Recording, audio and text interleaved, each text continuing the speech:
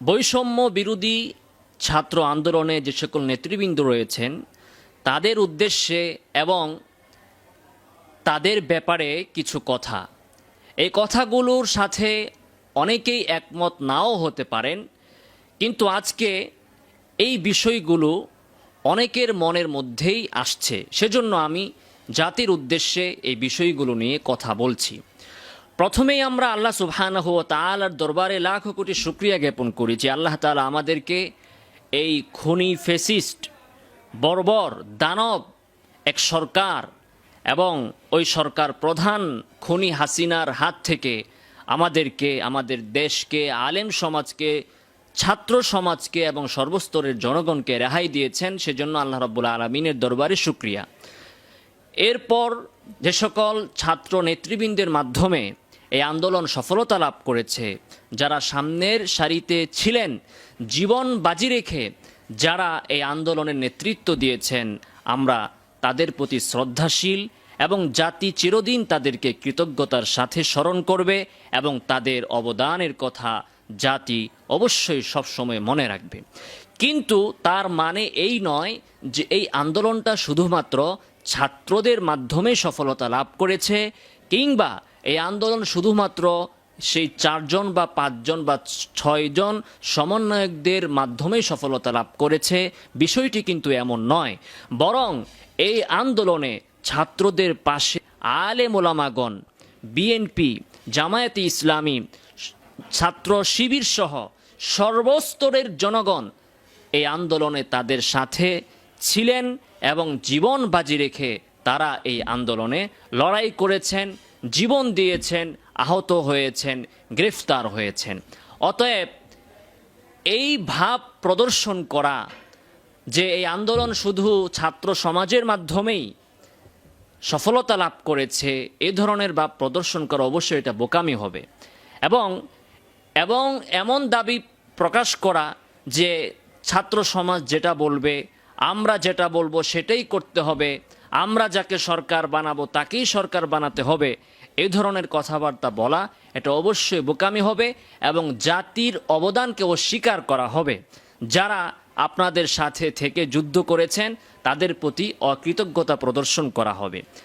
আমরা যদি দেখি যে আমাদের এই ছাত্র নেতৃবৃন্দ তারা ঘোষণা করলেন যে ডক্টর ইউনূসকে সরকারের প্রধান করতে হবে, জাতি সেটা মেনে নিল।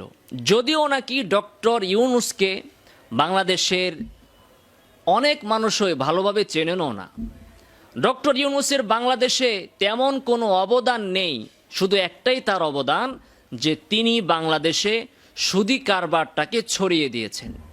এই সুদ খাওয়া ছাড়া ডক্টর ইউনূসের বাংলাদেশে আর কোনো অবদান নেই। ডক্টর ইউনূস বাংলাদেশের কোনো সংকটকালীন সময়ে একটি বিবৃতিও তিনি দেননি।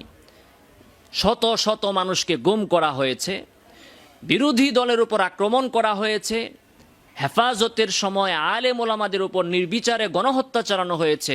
ডক্টর ইউনূস কিন্তু একটি কথাও বলেননি, কোনো বিবৃতি তিনি কিন্তু এত বছর যাবৎ দেননি।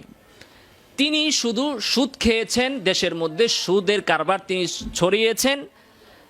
আর কিছু হয়তো যখন সরকার তার ব্যাপারে কিছু পদক্ষেপ গ্রহণ করেছে তখন তিনি কিছুটা ভূমিকা সরকারের বিরুদ্ধে আন্তর্জাতিক পরিমণ্ডলে হয়তো রেখেছেন, কিন্তু তৃণমূলে তার তেমন কোনো অবদান বাংলাদেশে নেই। তিনি একজন সুদখোর। অতএব বাংলাদেশের আলেম ওলামারা কিন্তু ডক্টর ইউনূসকে পছন্দ করেন না এবং বাংলাদেশের ধর্মপ্রাণ মুসলমানরাও কিন্তু তাকে পছন্দ করেন না। তথাপি আমাদের ছাত্র নেতৃবৃন্দ যখন তার নামকে ঘোষণা করেছেন তখন আমরা তাদের সাথে দ্বিমত পোষণ করতে চাইনি, কারণ এই সংকটকালীন মুহূর্তে দ্বিমত পোষণ করলে, আমরা নিজেরা মতনৈক্য করলে, ইখতিলাফ করলে এর দ্বারা আমাদের শত্রুরা উপকৃত হবে। সেজন্য ডক্টর ইউনূসকে জামায়াতে ইসলামীও মেনে নিয়েছে, জাতীয় পার্টিও মেনে নিয়েছে, বিএনপিও প্রকাশ্যে কোনো দ্বিমত পোষণ করেনি এবং আমাদের পক্ষ থেকেও আলেম ওলামাগণ এই ব্যাপারে দ্বিমত দেখাননি। যাই হোক, ডক্টর ইউনূসকে আপনাদের কথা অনুযায়ী সরকারের প্রদান করা হচ্ছে। এরপরে আপনারা আরও দাবি করছেন যে যে সরকার হবে ডক্টর ইউনূসের নেতৃত্বে ওই সরকার ৩ থেকে ৬ বছর ক্ষমতায় থাকবে। এটা কি মামুন বাড়ির আবদার? ভোট ডাকাতি করে শেখ হাসিনা ক্ষমতায় আসতো ৫ বছরের জন্য, আর আপনি কোনো ভোট ছাড়া, নির্বাচন ছাড়া আপনারা ছাত্র নেতৃবৃন্দ ডক্টর ইউনূসকে নিয়ে ক্ষমতায় থাকতে চান ৬ বছর? এটা কোনো কথা? জাতি আপনাদের এই আন্দোলনের সাথে সম্পৃক্ত হয়েছে এজন্য যেন জাতি তাদের ভোটার অধিকার ফেরত পায়, যেন জাতি তাদের পছন্দ মতো ভোট দিয়ে তাদের প্রতিনিধি নির্বাচন করতে পারে। এখন আপনি যদি ডক্টর ইউনূসের নেতৃত্বে সরকারকে ক্ষমতায় আনেন এবং সেটা আমরা মেনেও নেই, এরপরে আপনি আবার আবদার করেন যে এই সরকার ক্ষমতায় থাকবে ৬ বছর, তাহলে আপনাদের এই দাবি কিন্তু অনেক বাড়াবাড়ি হয়ে যাবে। এটা কিন্তু বাংলাদেশের জনগণ মেনে নেবে না। আপনারা ভাববেন না শুধু আপনারা ৬ জনই আন্দোলন করেছেন, দেশ স্বাধীন করেছেন। আপনারা কিন্তু এই সিদ্ধান্ত নেওয়ার পূর্বে আপনারা কারোর সাথে কোনো আলোচনা করেননি। আপনাদেরকে সমর্থন দিয়েছিল বিএনপি, জামাতে ইসলামী, ছাত্র শিবির, দেশের জনগণ, আলেম ওলামা, সবাই আপনাদের এই আন্দোলনে অংশগ্রহণ করেছিল। বড় বড় মাদ্রাসার ছাত্ররা, যাত্রাবাড়ির বড় মাদ্রাসার ছাত্ররা, তারা যদি এখানে ভূমিকা না রাখতো তাহলে যাত্রাবাড়িতে এই পথকে অবরুদ্ধ করা অনেক কঠিন হতো। একেবারে শেষের দিন, রোববার দিন যেদিন সরকার পদত্যাগ করলো, সেদিনও যাত্রাবাড়ির ৩ জন ছাত্র গুলিবিদ্ধ হয়ে রাস্তাতেই মারা গিয়েছেন। তো এভাবে হাজার হাজার আলেম ওলামা আপনাদের সাথে ছিল। তো আপনাদের উচিত ছিল এবং জাতির প্রতি কৃতজ্ঞতা প্রকাশ করা হতো যদি আপনারা এই সিদ্ধান্ত নেওয়ার পূর্বে তাদের সাথে আলোচনা করতেন। এটার ভদ্রতা ছিল যে আপনি বিএনপির নেতৃবৃন্দের সাথে এই বিষয় নিয়ে আলাপ করতেন, জামাতের নেতৃবৃন্দের সাথে আলাপ করতেন, অন্য নেতৃবৃন্দকে নিয়ে আলাপ করে তারপরে আপনারা একটা সিদ্ধান্ত নিতেন যে এই সরকার এতদিন ক্ষমতায় থাকবে। কিন্তু আপনারা ৬ জনই কি দেশের সব? আপনারা ৬ জন যেটা বলবেন সেটাই কি এখন জাতির মেনে নিতে হবে? তাহলে শেখ হাসিনা যদি বিনা ভোটে সরকারে আসার কারণে স্বৈরাচার হয়ে থাকে, তাহলে আপনারাও তো স্বৈরাচার হবেন। কারণ বিনা ভোটে আপনারা কেন ৬ বছর ক্ষমতায় থাকতে চাবেন? আপনার রাষ্ট্রকে সংস্কার করবেন, ৬ বছরে রাষ্ট্র সংস্কার হয়ে যাবে? কশ্চিনকালেও হবে না। এবং আপনারা কিছুই করতে পারবেন না ৬ বছরে, বরং এখানে আপনাদের উপর ভর করে সামরিক শাসন চলে আসবে, অথবা আবার আওয়ামী লীগ সরকার ক্ষমতায় আসবে। কারণ আপনারা যখন ৬ বছর ক্ষমতাকে কক্ষিগত করে রাখতে চাইবেন, তখন দেশের মধ্যে যারা বিরোধী দল আছে, রাজনৈতিক দল আছে, তারা আন্দোলন করবে। এই সুযোগে আবার হয়তো আওয়ামী লীগ আসবে অথবা সেনাবাহিনী ক্ষমতায় চলে আসবে। কাজেই আপনারা কেন দেশকে এরকম নৈরাজ্যের দিকে ঠেলে দিচ্ছেন? আপনারা একটু খেয়াল করে দেখুন, আজকে কয়েকদিন যাবৎ দেশে কোনো সরকার নেই। দেশে অনেক লোক ছিল, দরকার ছিল দ্রুততম সময়ের মধ্যে সরকার গঠন করা, কিন্তু আপনারা সরকার গঠনকে আটকিয়ে রাখছেন একজন ব্যক্তির জন্য, ডক্টর ইউনূসের জন্য। তিনি একজন অসুস্থ মানুষ, বিদেশে চিকিৎসা নিচ্ছেন, তিনি দেশে নেই। তার আসার অপেক্ষায় সরকার গঠনকে কেন ঠেকিয়ে রাখতে হবে? ডক্টর ইউনূস ছাড়া বাংলাদেশে কি সরকার গঠন করার মতো, নেতৃত্ব দেওয়ার মতো আর কোনো ব্যক্তি নাই? অবশ্যই আছে। ডক্টর ইউনূস থেকেও যোগ্য ব্যক্তি, দেশপ্রেমিক ব্যক্তি বাংলাদেশে আছে, যারা দেশের জন্য অনেক ত্যাগ স্বীকার করেছেন। এরকম ব্যক্তিরা আছেন। তো এ ধরনের সৎ নিষ্ঠাবান ব্যক্তিকে আপনারা খুঁজে বের না করে এবং এই বিষয় নিয়ে বিরোধী দলগুলোর সাথে, রাজনৈতিক নেতৃবৃন্দের সাথে আলাপ না করে কেন আপনারা আপনাদের ৬ জন ১০ জনের মাথায় যার নাম আসলো তাকেই আপনারা নির্বাচন করে দিলেন, আর সেটার জন্য আপনারা সরকার গঠনকে ঠেকিয়ে রাখছেন, আটকিয়ে রাখছেন? এর কি মানে? আপনারা কেন আবার একটি বিশৃঙ্খল পরিস্থিতি সৃষ্টি করতে চাচ্ছেন? আর আপনারা যে সরকার গঠনে বিলম্ব করছেন, এর খেসারত জাতিকে দিতে হচ্ছে। আজকে দেশে কোনো সরকার নেই, রাত্রিবেলায় বাড়ি বাড়িতে ডাকাতি হচ্ছে, থানায় থানায় আক্রমণ হচ্ছে, মানুষের ঘর বাড়ি জ্বালিয়ে দেওয়া হচ্ছে, ছিনতাই রাহাজানি শুরু হয়ে গিয়েছে, ডাকাতি চুরি নির্বিঘ্নে চলতেছে। এগুলোর একমাত্র কারণ হচ্ছে সরকার গঠনে বিলম্ব করা। অতএব দেশে যাকে পাওয়া যেত এরকম একজন লোককে দেখে তাকে সরকারের দায়িত্ব দিয়ে নির্বাচন করে দেশটাকে সুন্দর পরিবেশে ফিরিয়ে নেওয়াই ছিল আমাদের দায়িত্ব। কিন্তু আমাদের এই 6 জন ছাত্র নেতৃবৃন্দ সেটার জন্য বিলম্ব করলেন। এখানে আরেকটি বিষয় বলা দরকার যে আমাদের এই যে আন্দোলনের সফলতা, এটা আওয়ামী লীগের বিদায় শুধুমাত্র একটি আন্দোলনের মাধ্যমে হয়নি। যদি কোনো ব্যক্তি মনে করে থাকে যে শুধু কোটা আন্দোলনের মাধ্যমেই সরকারের পতন হয়েছে, তাহলে এটা অবশ্যই ভুল হবে।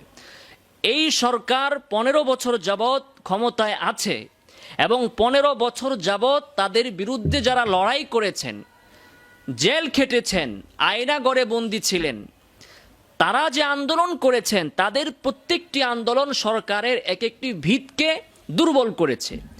দুর্বল হতে হতে হতে হতে সেটার চূড়ান্ত বহিঃপ্রকাশ ঘটেছে কোটা আন্দোলনের মাধ্যমে। তার মানে এই নয় যে কোটা আন্দোলনই সব কিছু। কোটা আন্দোলনের এই সাফল্যের পিছনে ওই সকল ব্যক্তিদের সফলতা রয়েছে যারা 15 বছর যাবৎ জীবন দিয়ে গিয়েছেন, যারা আয়নাঘরে বন্দী ছিলেন, যারা জেল খেটেছেন। আজকে এই যে 6 জন সমন্বয়ক এবং ডক্টর ইউনূস, তারা কি 1 ঘন্টার জন্য জেলে গিয়েছেন? আজকে জামাত ইসলামী, ছাত্র শিবির, বিএনপির নেতৃবৃন্দ বছরের পর বছর তারা জেল খেটেছেন। হেফাজতের নেতৃবৃন্দ, ওলামায়ে কেরাম, মাওলানা মামুনুল হক সহ ওনারা বছরের পর বছর কারা নির্যাতিত হয়েছেন, তাদের সাথে সামান্যতম মানবাধিকারও দেওয়া হয়নি তাদেরকে। তাদের মানবাধিকারের প্রতি সামান্য খেয়ালও রাখা হয়নি। আপনি যদি হেফাজতের 2013 সালে শাপলা চত্বরে 5ই মে যে গণহত্যা চালানো হয়েছিল, সেই গণহত্যা কি আপনি অস্বীকার করতে পারবেন? ওই আন্দোলনগুলো কি সরকার পতনের পেছনে ভূমিকা রাখেনি? অবশ্যই রেখেছে।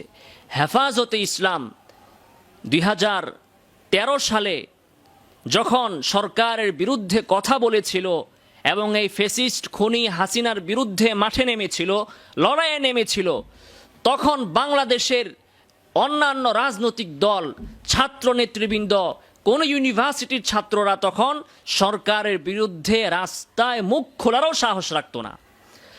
ওই ধরনের পরিস্থিতিতে যখন জামায়াতে ইসলামীর নেতৃবৃন্দকে ফাঁসির জন্য জেলে ভরে রাখা হয়েছিল, তখন জামায়াতে ইসলামীও তাদের জন্য আন্দোলন করার সাহস রাখেনি। তখন হেফাজতে ইসলাম তাদের জীবনকে বাজি রেখে মাঠে নেমেছিল এবং তারা এই ফ্যাসিস্ট খুনি হাসিনার বিরুদ্ধে লড়াই করেছে এবং গণহত্যার শিকার হয়েছে। কিন্তু তাদের সেই আন্দোলন সফলতার মুখ না দেখার পেছনে কারণ হচ্ছে, এই ছাত্র সমাজ যদি তখন হেফাজতকে সমর্থন করত, এই জাতির সবাই যদি তখন হেফাজতকে সমর্থন করত, এই মিডিয়াগুলো আজকে যেভাবে ছাত্র সমাজকে সমর্থন করেছে, সেদিন যদি তারা সেইভাবে ভূমিকা রাখত এবং এই যে বুদ্ধিজীবীরা যারা এই কোটা আন্দোলনে ছাত্র সমাজের পাশে দাঁড়িয়েছে, হেফাজতের ওই আন্দোলনে এবং ওই গণহত্যার বিরুদ্ধে এই বুদ্ধিজীবীরা যদি মুখ খুলত, তাহলে এই ফ্যাসিস্ট হাসিনাকে বিদায় করতে আমাদেরকে 15 বছর অপেক্ষা করতে হতো না, বরং 2013 সালের ওই 5ই মেতেই এই গণহত্যাকারী সরকারের কবর রচিত হয়ে যেত। কিন্তু তখন তারা আমাদের পাশে দাঁড়াননি।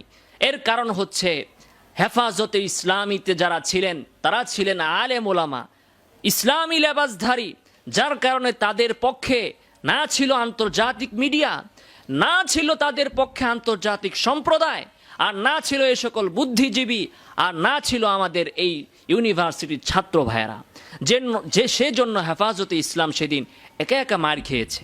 তাদের পক্ষে কেউ ছিল না।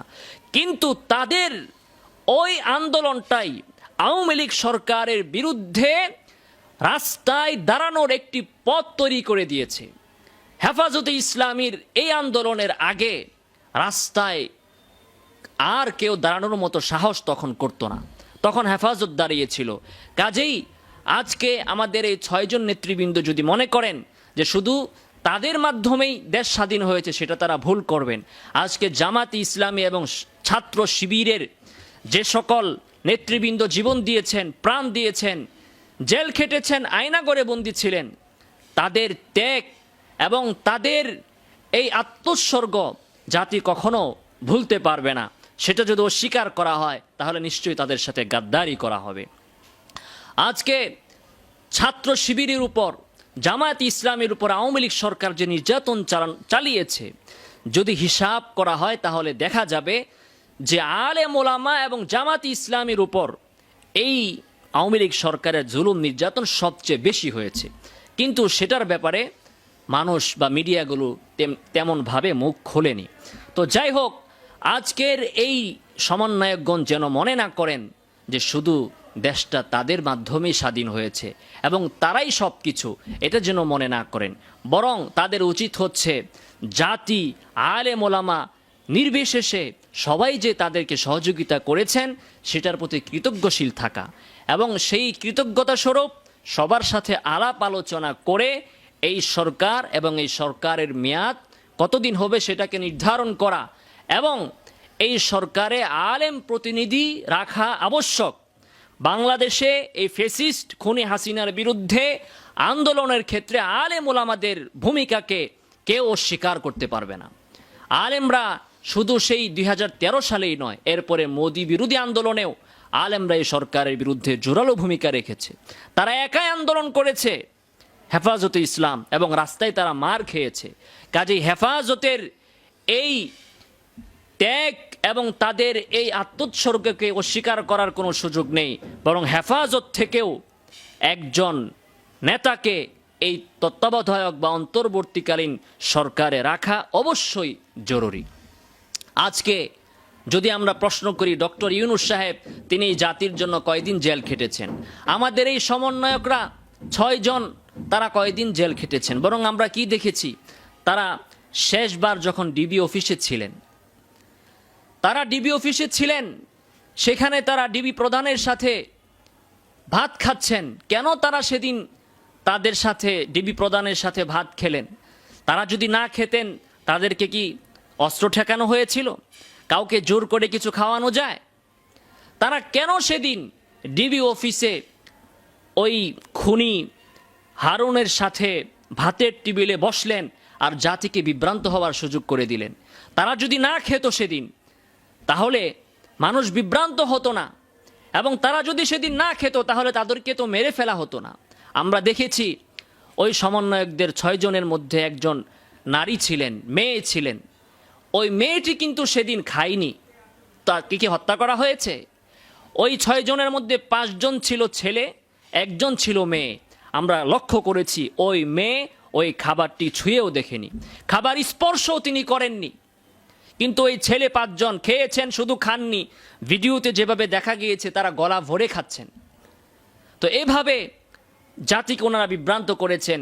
এই প্রশ্ন যদি ওনাদেরকে করা হয় ওনারা কিন্তু জবাব দিতে পারবেন না। এরপরে এই 6 সমন্বয়ক ডিবি অফিস থেকে একটা ভিডিও বার্তায় আন্দোলন সমাপ্ত করে দিয়েছিলেন। আন্দোলনকে কিন্তু তখনই তারা হত্যা করেছেন এবং তারা কিন্তু সরকারের সাথে তখন কম্প্রোমাইজ করেছেন। এই ইতিহাস তারা লুকাতে চাচ্ছেন কিন্তু লুকাতে পারবেন না। তারা সরকারের সাথে সেদিন কম্প্রোমাইজ করেছিলেন এবং তারা এর কোনো ব্যাখ্যা আজও পর্যন্ত যৌক্তিক ব্যাখ্যা দিতে পারেননি এবং দিতে পারবেন না যে কেন তারা সেদিন সেই বিবৃতিটা পাঠ করলেন।